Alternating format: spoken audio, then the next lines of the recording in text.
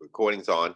Okay, good morning, everyone, and welcome. And we appreciate you being here with us this morning. Every day we rise is a great day to be alive. Welcome to Portsmouth Coffee Talks Monday morning show. And I'm James Slim Overton. And of course, we're here with our guest, Leah Drake Stiff. She'll be on uh, shortly. And Thomas the Colonel Chapman is here. And if you don't see him, but he's here, his voice is here. His voice is just as important as you seeing him. But he's coming to us from out of town. And I think, hold on, just okay. All right. I thought I saw Leah coming on. But anyway, good morning, everyone. And we have a special guest with us this morning. And her name is Angelina DeBerry. Good morning, Angelina. How are you? Good morning. I am wonderful this morning. How you doing? I'm doing great. Thanks for being here with us. And Angelina was born and raised in the city of Portsmouth, and she is social media content creator. I'm gonna call her that, and we'll talk about that a little later, how that comes into play. She's the author of 2 books, and one of them is a book of poetry, and currently the director of administrative services with Eggleston. Eglinton. Is it Eglinton Company It's or Eggleston. Eggleston? Thank you. Eggleston, yes. And that's the name of it. It doesn't have company at the end of it or anything like that. No, we rebranded. It's originally Louise W. Eggleston Center and then Eggleston Services. And we are now branded as Eggleston. And my title is different. I need to change, but I am now update us there. I am Director of Organizational Development with Eggleston under the Division of Culture and Compliance. It's a new division for us at the organization. Okay, great. And we'll get back to that. We'll let you talk about your role there. But first, I want to talk about, and Angelina grew up in Portsmouth, humble beginnings, grew up in Washington Park. And if anybody familiar with that, most people in Portsmouth remember Washington Park. And I want to ask you one thing before you start talking about your experiences there. Were you there during the time where they had the lead poisoning, all the lead poisoning information was coming out? Because for years, many people lived there and didn't know that they were being exposed to that. And then all of a sudden, when it came out that it was there, in the ground, then people realized and start realizing illnesses and everything that they had that they couldn't explain. Were you there during that time when it got exposed? Yes, I was there during that time, and it was I think there was some Superfund sites. Yeah, it was declared a Superfund site, which is about the worst you can get as far as lead contamination. Exactly. I remember. So I lived in Washington Park from the time I was maybe 2 until 6 or 7 when we lived with my grandma first. And then we moved to Academy Park for about 6 months and then back to Washington Park, where I stayed until I was an adult. So when the testing started to happen, I think I might have been 17, 18, something like that. I didn't have any lead. Mm-hmm. So I don't know what you had to be out there doing to have the lead levels be higher in your system, but some people did. Yeah. And my mom, I remember her, I don't know if she felt some kind of way about it or whatever, but she seemed to feel some kind of way about it because we didn't get any money. Yeah, we didn't have enough lead to get money, so we didn't get any money. Yeah, that was unfortunate. A lot of people were contaminated, and one of the things I was with the NAACP at the time, and we were kind of following what was going on. Well, that with as far as the environmental piece of it, and what was kind of funny, people that didn't register lead poisoning at that time.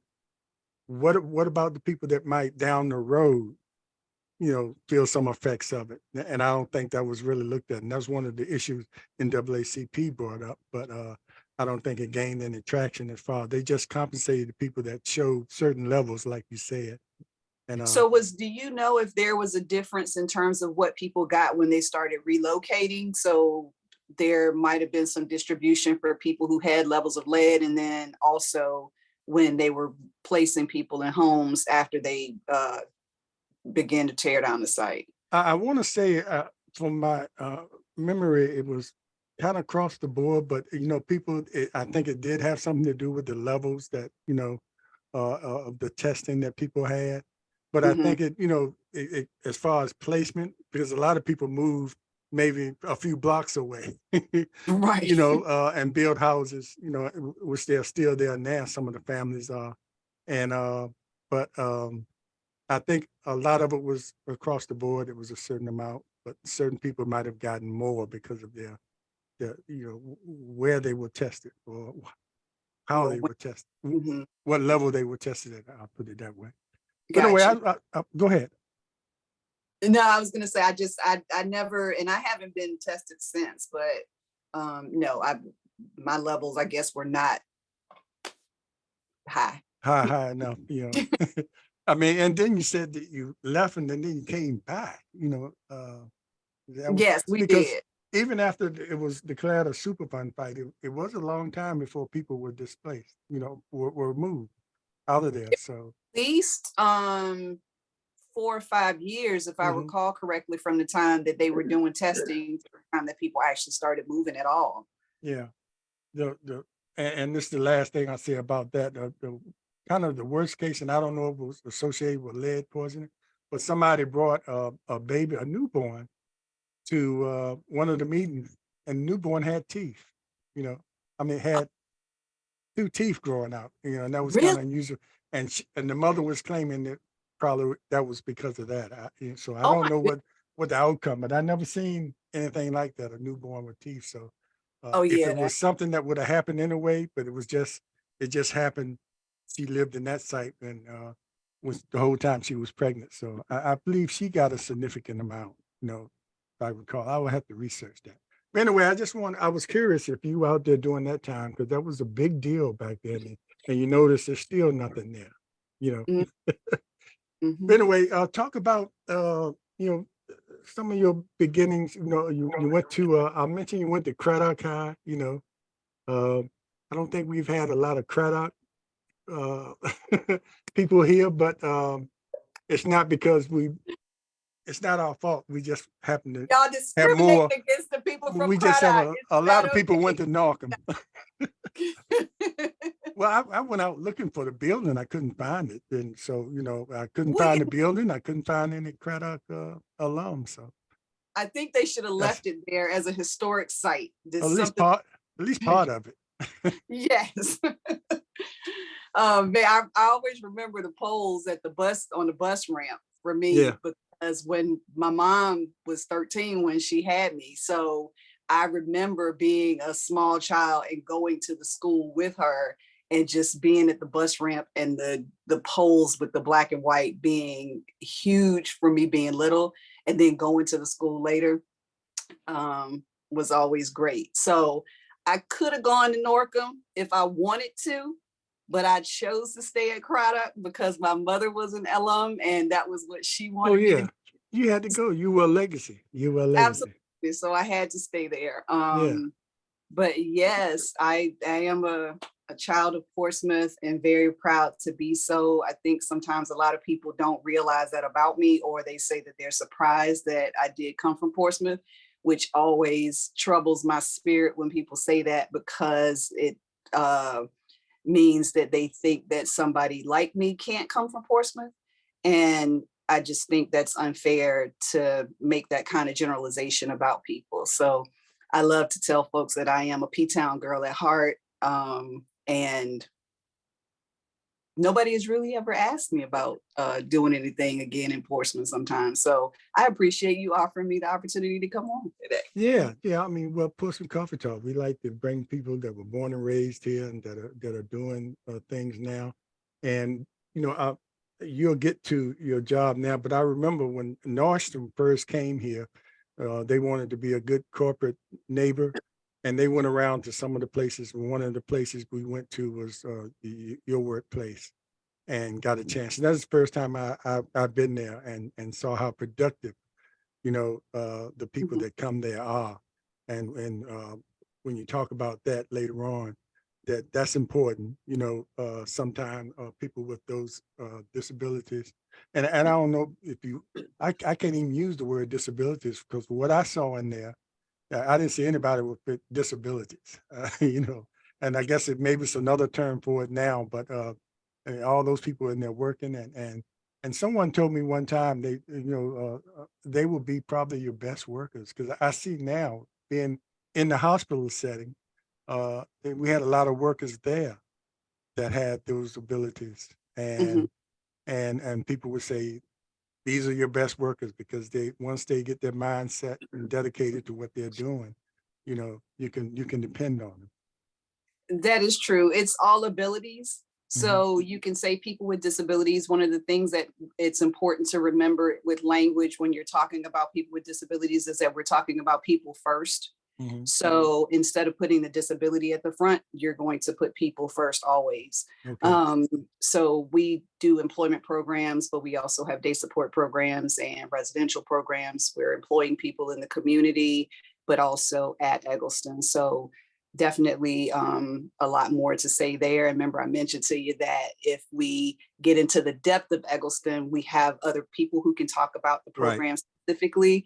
But there are some things that I can definitely share here because we do hire both people with or without disabilities. We're an equal opportunity employer, but we have a lot of ways that we support employment programs for people with disabilities in the Hampton Roads community and beyond. Actually, we've got some contracts in other locations as well. Okay, that's great. And but you're there now, but getting there, you had quite a journey getting there. And I mentioned about you came from humble beginnings, and that's why I brought the Washington Park piece in. Not only being in public health housing, but being in public housing that had that kind of environmental uh, disaster, and added to whatever you went through there. Talk about those humble beginnings and your road or your journey to get and becoming a published author, having a great position where you are now, but it wasn't an easy road. It was not easy. I am a product of the Portsmouth Public School system, and I think that in a lot of ways, both the school system and my family are part of the reason that I am exactly who I am today. Definitely God first in all of those things, because had He not kept me, then I would not be in the position that I am today, or just here to be able to speak about it. So my mother was a young mother, and I know that were it not for my grandmothers stepping in and making sure that I was taken care of. So the story goes that when I was born, because my mom was 13 and my dad was just 16, that my paternal grandmother generally stayed in the home. My maternal grandmother, who's my mother's mother, she always worked. So my maternal grandmother went over and visited with my paternal grandmother. They had a conversation about what was going to happen because they wanted my mom to go back to school. So my paternal grandmother kept me and made sure that my mom could go to school. And then I was with my grandma. So I've always been around people who worked, and I've also been around people who took care of the home, and education was a priority for us. Mhm. So I always went to school, did well. However, I got to probably about middle school age, going into high school, and started to deal with some significant issues related to depression. And I do have a clinical depression diagnosis. So over the years, coming in and out of cycles of depression have been really a challenge for me. I do know that when I was dealing with it during times in high school back then, you really didn't get the supports that you needed to deal with mental health issues. But the teachers in the Portsmouth Public School system always looked out and made sure that they were taking care of students to the best of their ability. So I did have some resources that were available to me to help expose me to dealing with my mental health very early on. So that over the years, going through work opportunities and things like that, I would always seek out therapy when I need to. My uh, see, I graduated in 1988 from Craddock.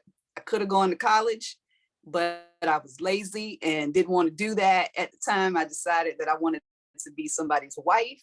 So I got married, and And what age were you? I mean, this is right out of high school. You got married. I was 17. I actually got married before I Good graduated. morning, Leah. Good morning.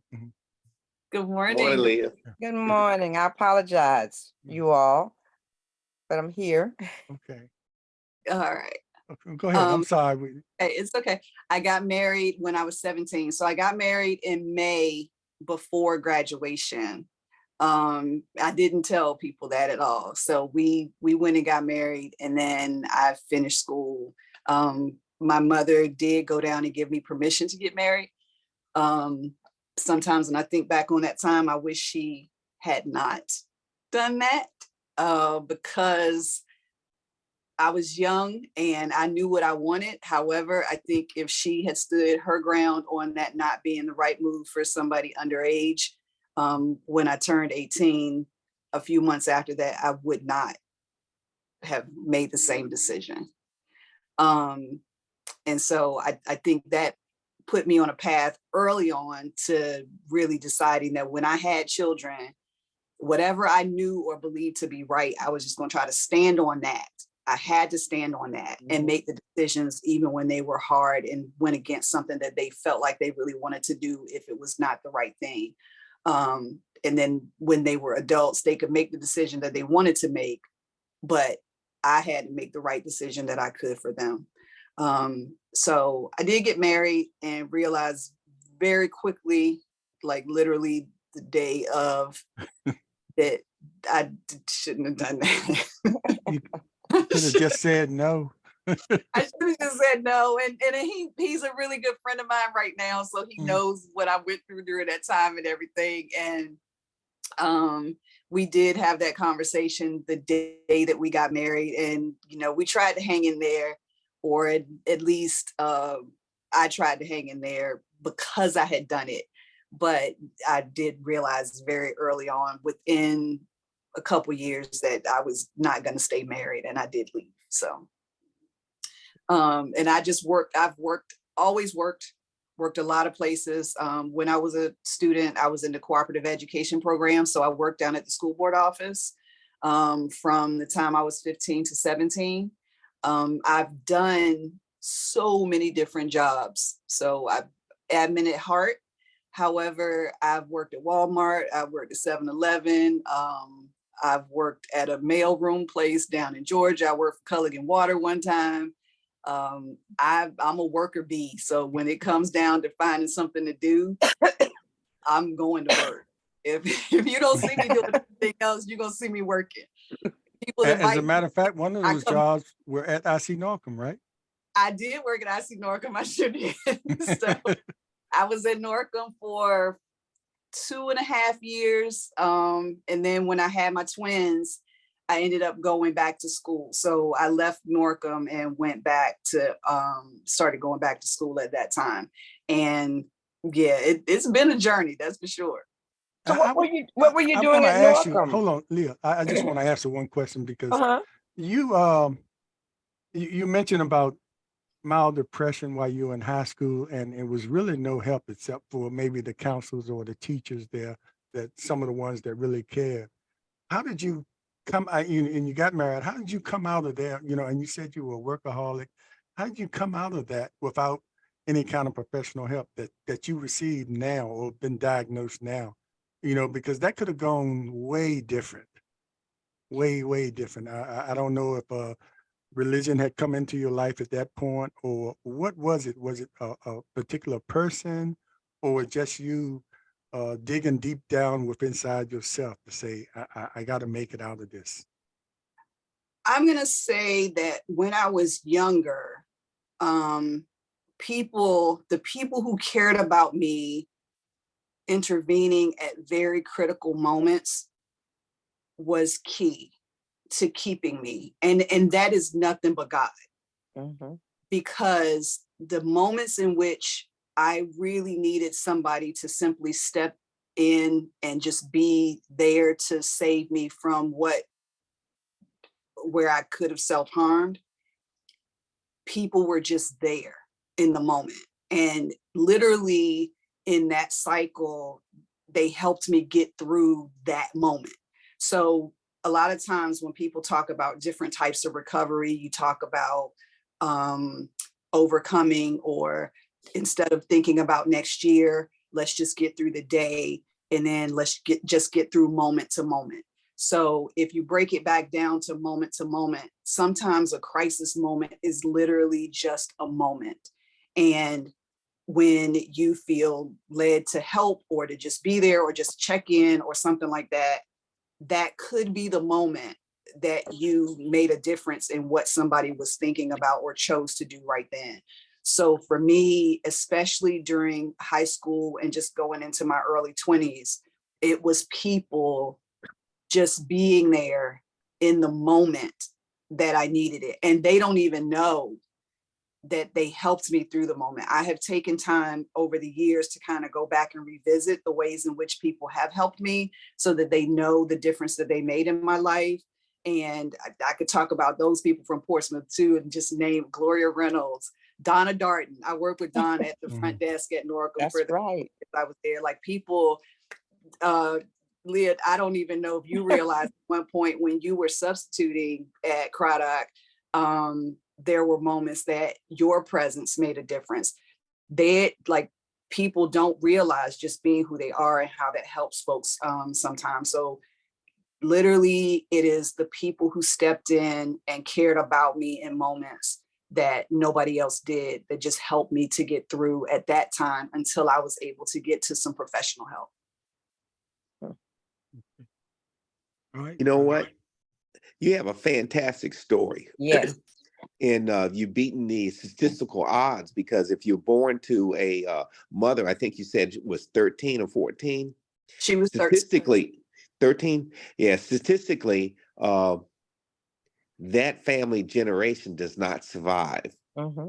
or it's going back into the same cycle of, teenage pregnancy and on and on and on, not finishing school and just going back into the system. So you have a fantastic story of being, having success regardless of how you started. And so that goes back to the old saying, you don't have to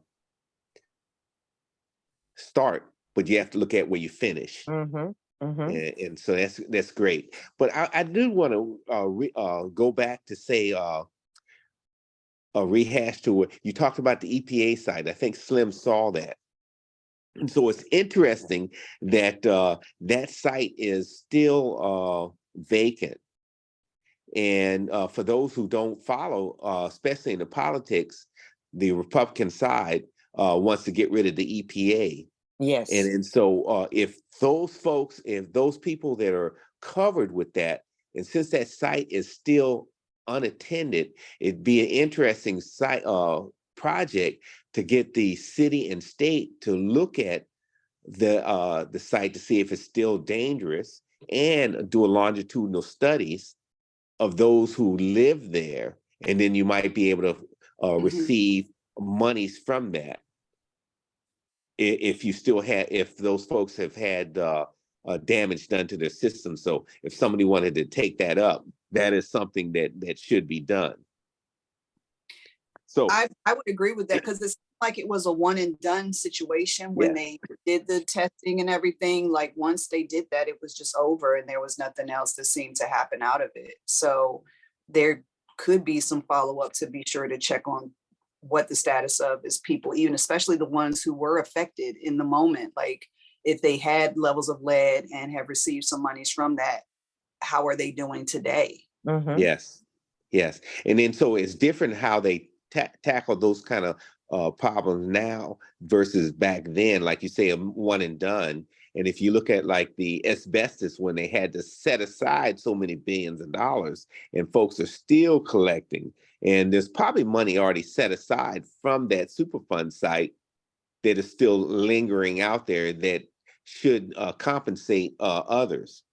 But I'll move on to your position over at Evanston. I've seen the commercials, and I've been aware of what you all do down there was this great work.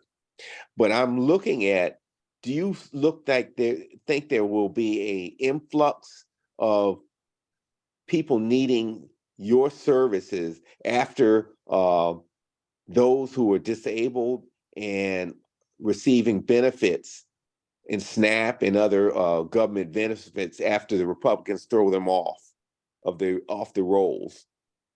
Mm, Possibly. mhm, I think that ultimately one of the things that we do, or the ways in which this is my opinion, I'm not speaking on behalf of the organization, so I want to make sure I make that clear.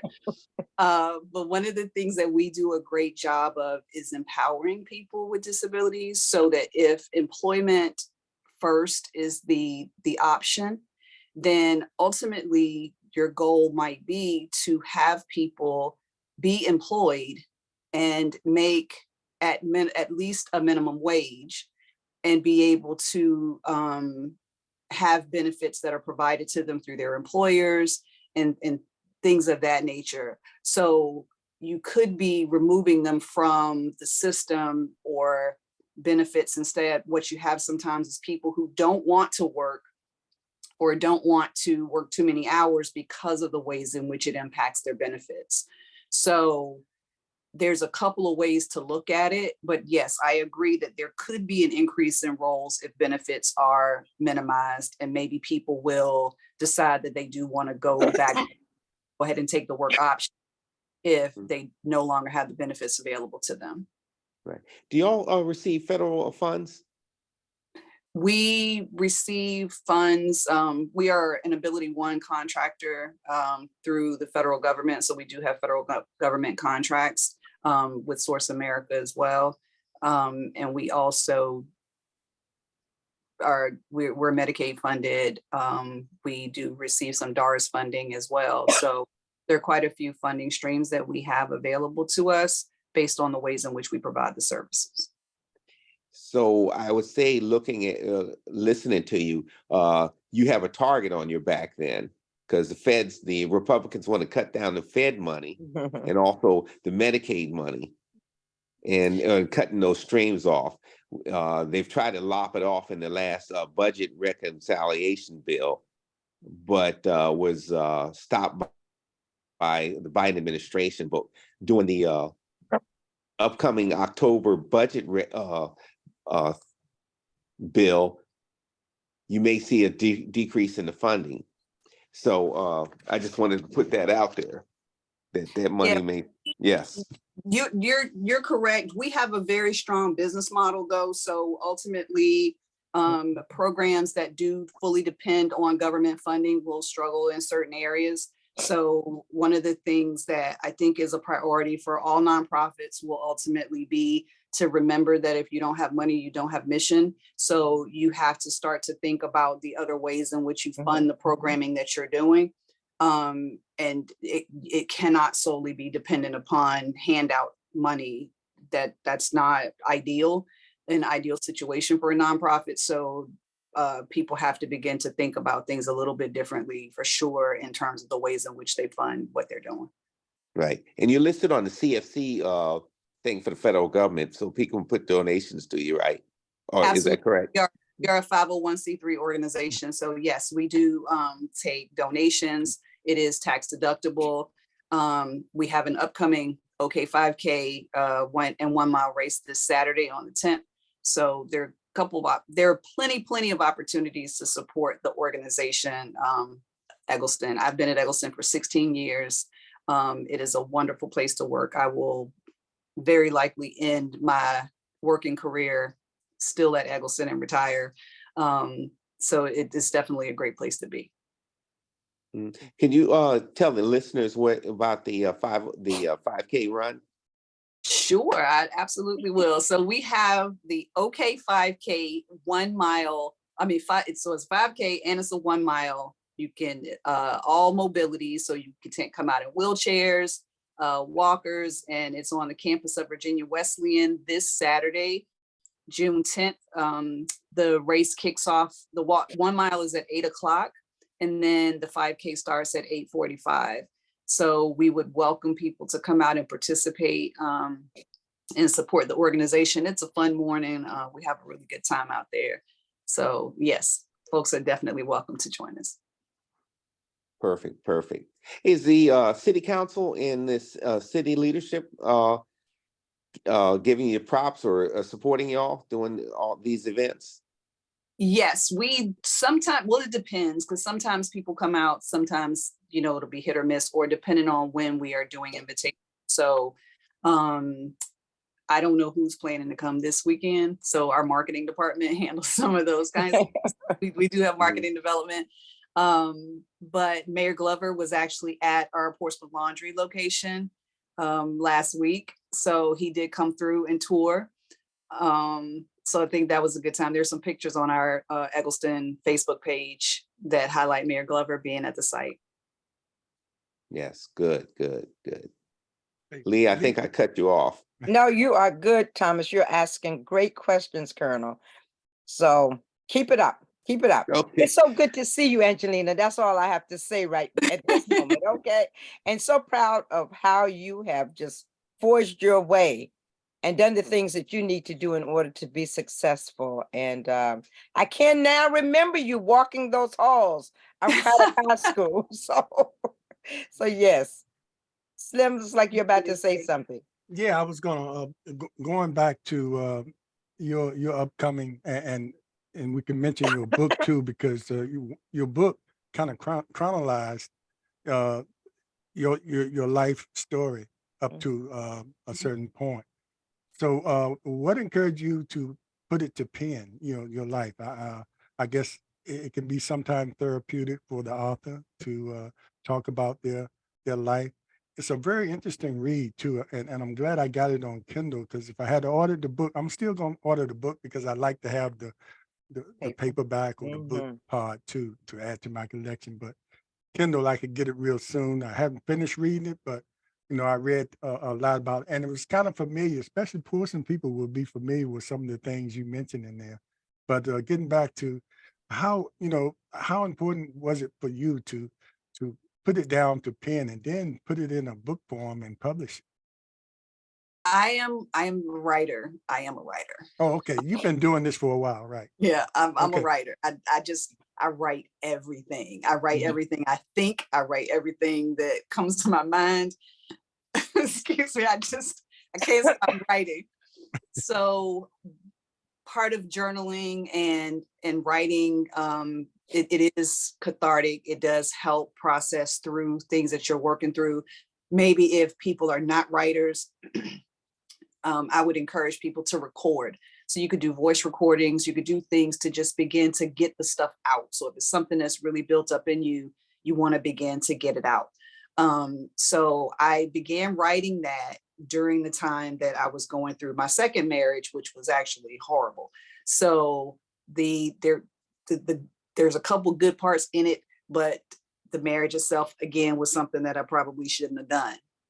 No, not probably. I definitely shouldn't have done. So, so coming out of that situation where I was a victim of some domestic violence, there was a lot going on there. I needed to get to a point of accepting accountability. So the piece about the journey through the marriage, at one point, it would have been a different kind of book if I had written it at a certain time. So I talked about the marriage, but I also talked about how I ended up getting to that. And then I talked about the accountability of dealing with focusing on different things when you're raising children as well. So my children were young when I was going through that process, and it was important for me to just kind of say I'm sorry to them in some ways for things that would have occurred during the time that I was unable to fully be available to them. And so that was a part of the writing piece, was to really bring that full circle. And then also to talk about the healing process that I went through to finish that metamorphosis. So it's Metamorphosis Complete. It was literally 12 years ago that I did that book. And I'm right now in another 12-year cycle of dealing with something that I'm working through. So I've got a few pieces that I'm working on right now. And the creative part is just literally getting everything out. And I felt like I didn't really write it because I thought it would help anybody. I wrote it because it helped me.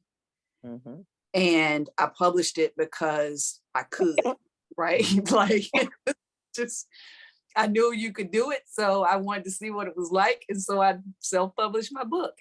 And then after doing that, when people started to read it, I realized that it was actually helping others.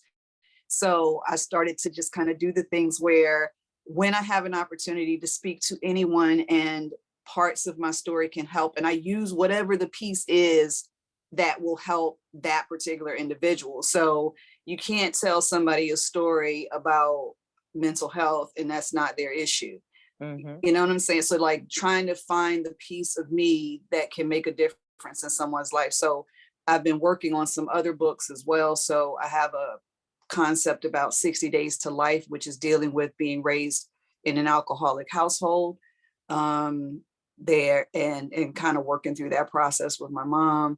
So I've got a few things that I'm working on, and creating the book and publishing the book was a learning process for me. So I've also then been able to help other people with self-publishing and just to navigate what that looks like, because it's easier than most people think.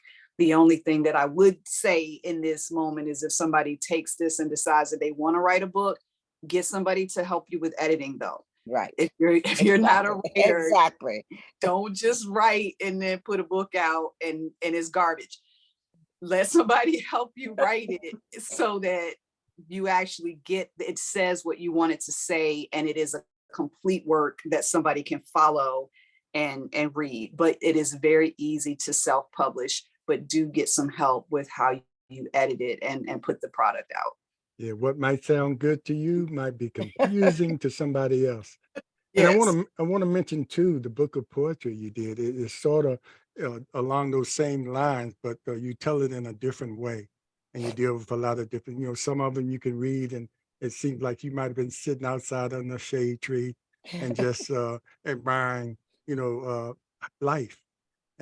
And others are to the point where you're dealing with law, thou should not steal. That's the title of one of the poems. You know, so it's lessons in there, and it's your experiences. You know, so talk about why you switched over to poetry now. You said you were a writer, so coming up, poetry had to be a part of that too. But it takes a special writer to be able to put together poetry that makes sense. I do have the poems as well. So I write in different styles. Whatever flows and comes to me in the moment, I just write and produce those. So a lot of times people will, because writing can take some effort and people will put a lot into it. I'm not a novelist by any means. So I don't think I personally have the patience. You know what, maybe one day I will. I'm not going to say I don't. Mm. There's a lot more effort that would go into writing something that's a longer read or a heavier read. And I just choose not to do that so that I can get out of me all of the things that are going on in my head. So I feel like if I'm a creative, there's so many things that come to you. How do you make an effort to get those things out? So when a poem comes to me, it's usually triggered by something that happens in the moment. So most of my poetry is very emotionally charged by something that happened to me or around me. And then I speak to that particular thing. And what I found in producing this particular book of poetry was that it was, I was actually able to categorize the poems related to certain things. So there are multiple poems that fit different topics, and I wrote in that way. I'm working on a journal piece, and the journal piece is 90 days with me, but it's days with a Z, so DAZE. Mhm. And I've broken it out into seasons to talk about the things that happen in the seasons of life. So when you sit down and then you're thinking about your journaling, What season are you in? Is it a summer season and your journal is all happy? Is it a winter season and the journal is a bit sadder? So working through the mental health, it's a mental health cycle for me, the seasons of life. So it can be the literal seasons, summer, winter, spring, and fall, but it could also be your early childhood. It could be working through the things that you've been processing as a teenager or young adult. And then how do you even regroup when you're over 50 and you're still dealing with some stuff that you might have dealt with sooner, but you didn't. So now you're working through that process now. So it's a whole nother season of life, and just coming to grips with that and writing to those kinds of things. So for people who have a lot going on in their head, I definitely encourage writing. And one other thing, I know Leah has something now, but I mentioned that poem you had, Thou Should Not Steal, and people thinking right away that going in a candy store and taking a piece of candy. It's not really about that. It's about, maybe stealing someone's life. You talked about getting married real early, and time is precious, you know. And so I'm looking at that as talking about all those things, how the different ways someone can steal from you. Yes, Thou Shalt Not Steal was a piece about somebody taking something from you that you cannot recover. So it's you took from me something that I can't get back, and I don't know how I'm nervous about the algorithm and using certain words. So the doing something to a young person and violating their innocence, thou shalt not steal. So you don't take away another person's innocence, and there's the dynamic of the monster and the good person that some people see, but the monster behind the person and what happens when they take away someone's innocence. That can also be a metaphor for, you can extend it out for those that are out there committing crimes and shooting somebody and killing somebody. And so you've stolen somebody's life, and you never, or that family never can recover from that, because that life has been snuffed out earlier than what it should be. And then, so I'll actually go ahead and extend that on when you talk about thou shalt not steal. You shouldn't steal from yourself by the decisions that you make around in life, because you steal from yourself when you make bad decisions, or you hang out with those who shouldn't hang out with, you shouldn't be hanging out, and you make decisions, and you can actually steal from yourself. So what say you about that, if I can extend that out, that concept? I think you definitely could. The piece is very specific to a certain type of theft.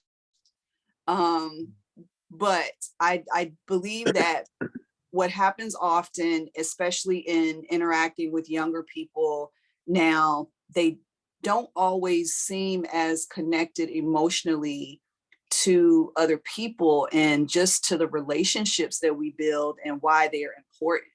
There's this whole cynicism just about life and what matters. So finding the thing within, because it's not external. So if there's not something within that you're holding on to that means something to you, then folks are going to struggle with that.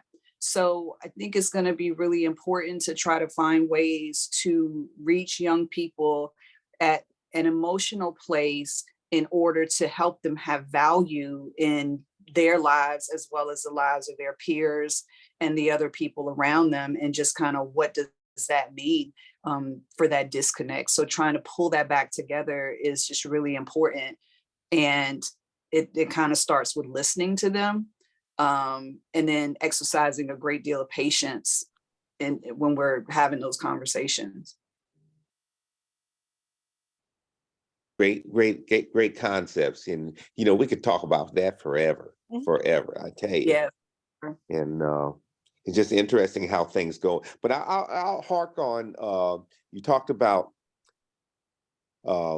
being married, your mother having you at 14, marrying at 17, 18 for yourself. And I think you said something about being remarried and getting out of that one. And I think that's part of the pathology of what we talked about earlier of that cycle. And now that you're dealing with it now, you know, if I was a clinician listening to you, and this is what I get from you, and it all comes to the point to where that piece of writing is your therapy for yourself. Am I correct in what I'm saying? Absolutely. It is absolutely correct. The writing is therapy for me. The best therapist I had a episode where so my mom, I was really I don't even, you know, you can't define what is the trigger, or then sometimes just when the cycle begins, because mental health issues, they're unpredictable. So I was in a cycle that was really bad. I had 3 children at the time. And I just remember feeling like I did not want to live anymore. And I was on the phone with my mom. She was trying to talk me down. And she got to a point where, of course, she didn't know what to do or how to help me. So she told me, and keep in mind at this time, we don't have cell phones. We're not able to FaceTime and things like that. So we're just on the phone, and I'm laying in the floor in my living room crying. The kids aren't with me right now, but I don't know what to do. And my mom said that I should call somebody and maybe just call the hospital and try to figure out if there's a place I could go or something like that. So I got off the phone with my mom, and I was like, all right, fine, I'm going to call. I called a hospital locally, and we talked about the behavioral health piece of what happens when you go to the hospital and check yourself in. And when they told me that I would have to be there for whatever the number of days at the time and that kind of thing, and then I was like, okay, well, I don't have anybody to take care of my children. So I'm not going to be doing that because I have to take care of my children. So I then said, what else can I do? Because I want to be okay, but I really need help. So how do I get help in order for me to still be able to be home and take care of my kids? And for me at that point, I realized that my children were my saving grace because I needed to be here for them.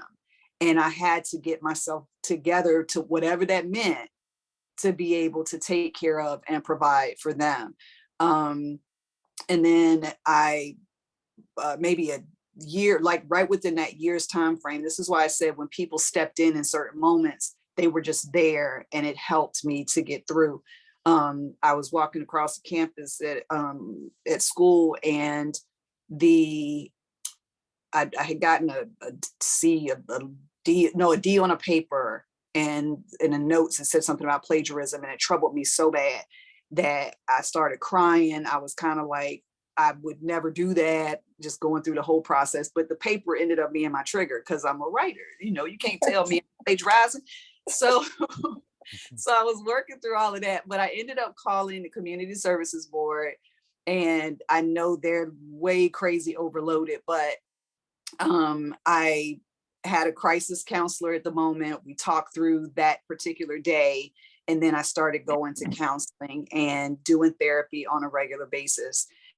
It is difficult at times for people who are working and everything because of the cost involved and the way insurance works, but there are resources and ways that you can do it in other ways that I think is a whole other topic of conversation that's important to have too, to just help people towards resources.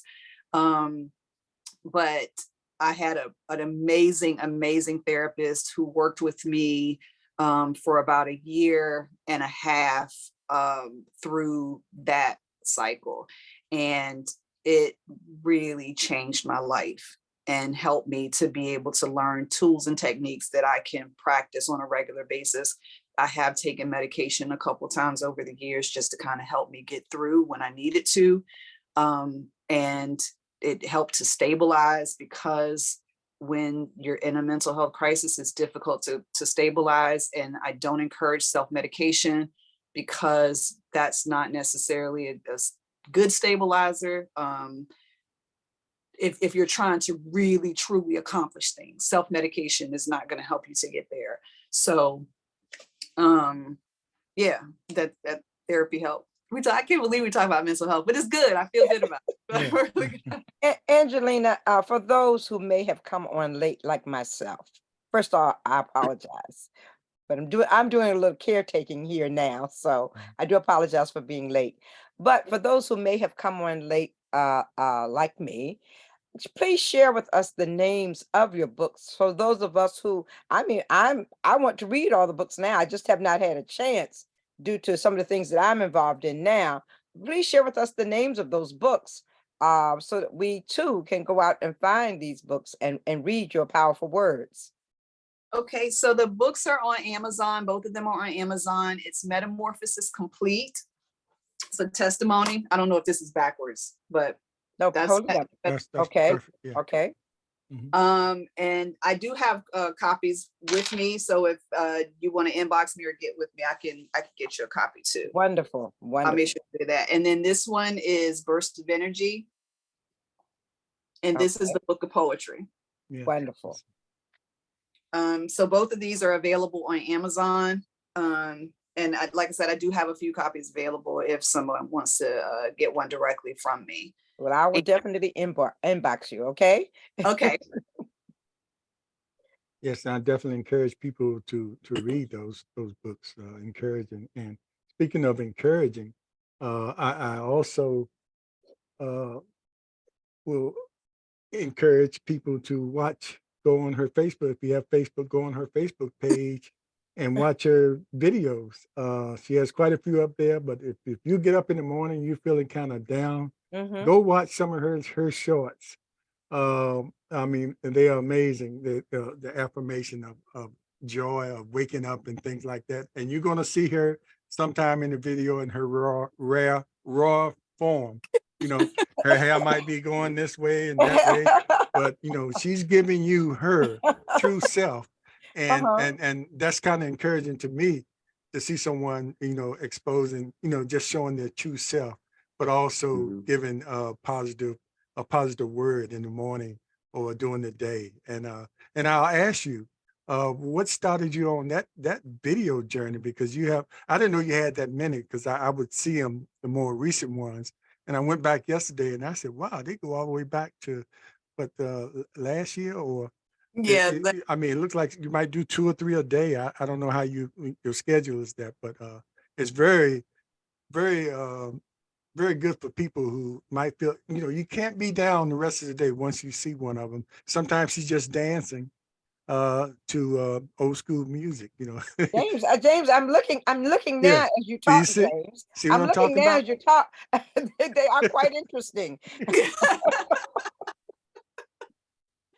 Hey, I need to come and get some lessons from you, because you are great at this. I started, it's crazy because a few years ago, I always listen to music in the car when I'm on my way to work. So that's the thing. So I do that, and I started recording it, and then I was making those videos. So then I kind of paused for a bit from it and took a step back, and then decided, oh, you know what? I'm about to start doing this again. So now they have the reels, and I can do some quick I love the reels, Angelina. I yeah. love them.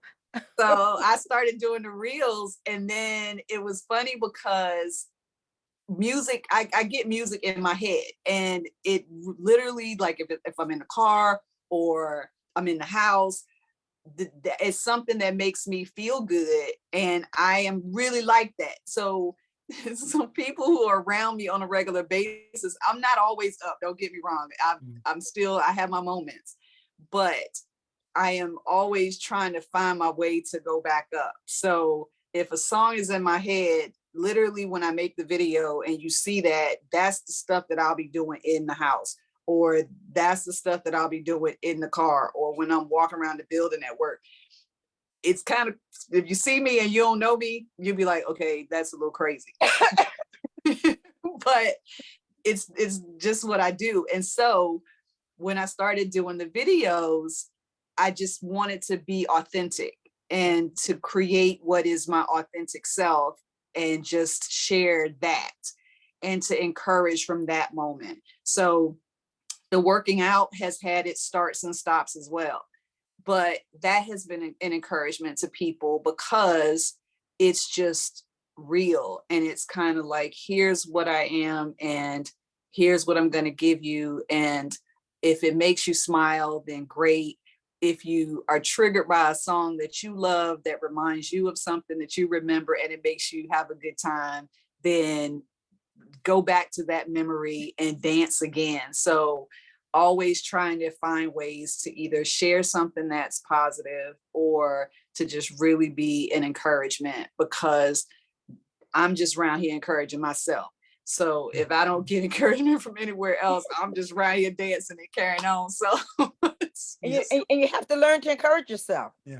Because Yeah. if you wait for someone else to come around, you'll be lost. So you just need to Absolutely. just go ahead and encourage yourself every opportunity that you get. Yes, ma'am. Absolutely. And this is especially encouraging. And as I talk about people that get some health diagnosis sometime, like when I was diagnosed with heart failure, and you're trying to process that. And sometimes you need to take your mind away from, come outside of yourself and dealing with that, and just have a light moment, just to keep you going, even though that thing doesn't go away, and you don't want to ignore it. But sometimes you just have to step back and just watch something that keeps you up. And I think it really helps you in fighting whatever you're facing. I would agree with that for sure. Like we go through enough in life in general that things are going to always come. But if this is the moment in time that we have here, then wouldn't you want to spend it enjoying yourself? Wouldn't you want to spend it smiling? Don't you want to spend it laughing? Like don't give all of your time away to sadness. Don't give all your time away to really staying low. Give your time to something that is going to be beneficial to you because you're here. So go ahead and make it count in all of the very small ways that you can. People want it to be huge and it has to be something big. So if it's not big, you don't appreciate it. No, those small moments of happiness and joy build up to the big thing. So take advantage of the little moments and just, smile and have a good time. I Indeed. came in late, but are you sharing this with others in the community? Are you sharing with groups? And because you have so much to offer to so many people who are struggling and going through, Especially young folks. especially young people. I'm sorry, y'all. I'm being called. I will be back. Okay, go ahead. Well, Do what So you have to do. I'll answer the question, I guess. So I would say I do it more on a one-on-one basis. I do have an opportunity to do it through work. So in my work environment, I get to kind of pour as opportunities present themselves to groups. I do trainings and everything too at work. So yes, I do in some ways. On a larger scale, I never really have, but that is probably because I don't know. I don't know why. Like when I think about the different opportunities that I could have, I just feel like I've never been asked. Maybe people don't know that, they don't know that I wrote I wrote the books and the books are there and then I never talk about them. Yeah, and that's why we want you on the show. Yeah. So Hopefully people that are watching and people that will watch it on YouTube when we upload to YouTube, it would expose more people to it and create some opportunities, because we've had people on the show that grew up here and maybe live other places, and athletes and that are doing well, and some people that came through school, and all of them say the same thing. They would love to come back and give something back to their city. And it's just that opportunity needs to be created. And the more we know that there are people like yourself out there with stories that might be able to help somebody, maybe something can be created so we can use the people that had the experience right here to help the people that are living here now. And maybe it'll be up to us here on Portsmouth Coffee Talk to create something like that. We talked about it for a few years, and maybe it's going to have to be us. We have to walk the talk that we're talking now. And we definitely need people like you to share their story to more people. You know, I can share my story with more people. And Mhm. I run into people every day, and sometimes I run into them and they're in heart failure. But unless I had a conversation with them, I never would have known. I might have walked right by them, you know, and Exactly. both of us have the same issues, or both of us have a new heart Mm-hmm. and walk past each other and don't know Mm-hmm. it. But, you know, sometimes you just have to talk to people and you never know what might come out of that communication. Right. So we'll see what we can do down the road as Portsmouth Coffee Talk, or maybe what we're doing here will get out to somebody, and when they're doing programs, they'll remember Angelina DeBerry. Yes. Yes. And I think I would encourage too, what you just described is just reaching out to people that you have had the opportunity to talk to. And then because people are doing things in their pockets, so everybody has these pockets of area that they're working in. And until the moments cross, nobody really knows what other people are doing. So I know that Portsmouth Coffee Talk is out there, and then I can check it out sometimes. But then if you're in the community, I don't necessarily know that you're doing an event or something is happening until I see it. Exactly. It's already there, and now it's Mhm. happened, and I didn't see that it was happening beforehand. So I'm not able to necessarily participate because I just didn't know about it until the moment that I saw it and it was already Mhm. going on. Or just what are the ways that people can continue to communicate and network so that when these opportunities present themselves, that we can bring people together and allow folks to share their story. Because otherwise I wouldn't, you wouldn't know this much about me had you not called me and asked about, like, we talked a little bit about it. Mhm. So if that's the case, then I don't know how other people would know it if I am not openly sharing it myself, except Mhm. for in those one-on-one moments. So Yeah. um, for our community, I guess it's important to make sure that we're bringing it together and we find other ways to pull it together so that it's not just the same people all the time, and that we Mhm. can branch it out a little bit, because there's always this piece of somebody else where maybe you'll have an impact on me, but you might not have an impact on another person. Maybe I'm the person to impact this other. Exactly. Yeah, So Exactly. you have just to fine. hear it from different people, you know, Mhm. and Mhm. sometimes one person has to hear it from different people in order for it to stick. Yep. You know, Exactly. especially our young folks. You Mhm. have to Mhm. you have to prove it to them. Just Mhm. because you've told your story, that doesn't mean that's gonna happen to me. But you hear the same thing or something similar from different people, you know it's life. And life is the best teacher. It is. Amen. And people's It is. experiences are the best teachers. Mhm. So anyway, we're winding down now. Well, we've gone a little past the hour, but anyway, we're going to have you back, Angelina, because I think you still have a lot to share, you know, as far as uh, what we try to do here on Posted Coffee Talk. So if there are any last comments from the host and Well, you, Angelina, have a last comment after the host, and well, we'll say goodbye to our audience and have I you just back want at to another time. Go ahead. I I'm want to sorry. say, James, is that I'm just so sorry for being late. I was trying to listen as I was trying to take care of some things here this morning. So you And heard the crowd out piece, right? huh? Yeah, You heard the I crowd out. did. I did indeed. I did indeed. But then she had a little stint at Norcom, so we're gonna embrace her. Okay, we're gonna graft her into that great family, that Yeah, great Norcom of family. course. Okay, but Norcom paid I her. was I was trying to listen as I was doing a little caretaking duties, and for a while I didn't think I was going to be able to get on, but I'm thankful that I've been able to get on and to actually look at you as you're telling your story, because it can have a major impact on so many different people's lives. And as you were talking, as James was saying, I was trying to think of ways in which we can get you to get before, especially a lot of these young girls, because they need all of the encouragement. They need to hear, as James said, hear from different people about life situations. And I'm just so proud of you, young lady. And I'm so thankful that James brought you on and got you to be on Portsmouth Coffee Talk.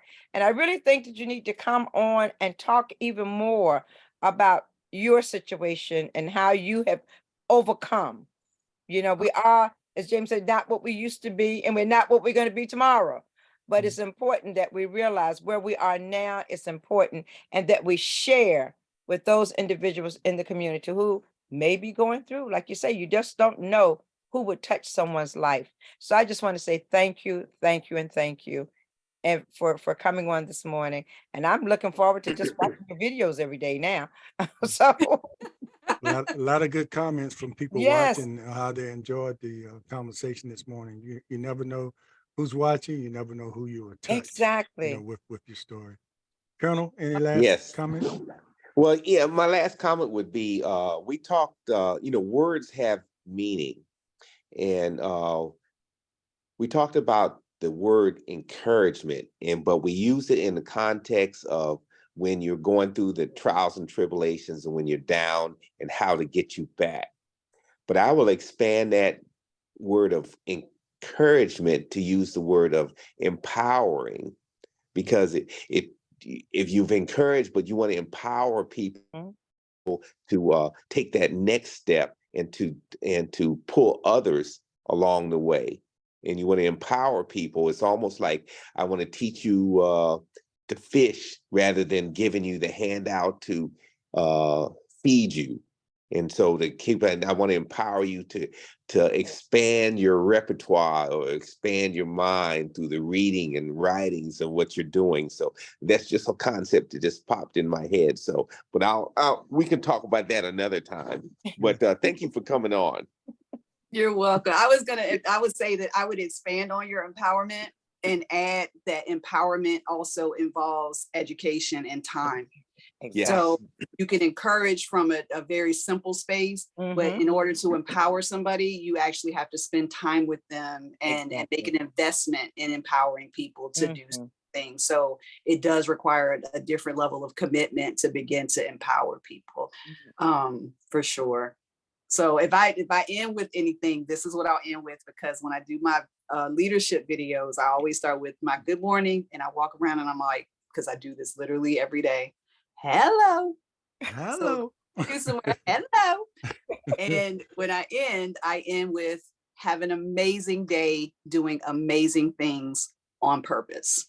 On purpose. Yeah, On purpose. and I want to say I've been knowing her, Angelina, for a while, because actually her mother and my wife Benet were at Craddock together. They were in school together, in high school together. So that's how our beginnings started.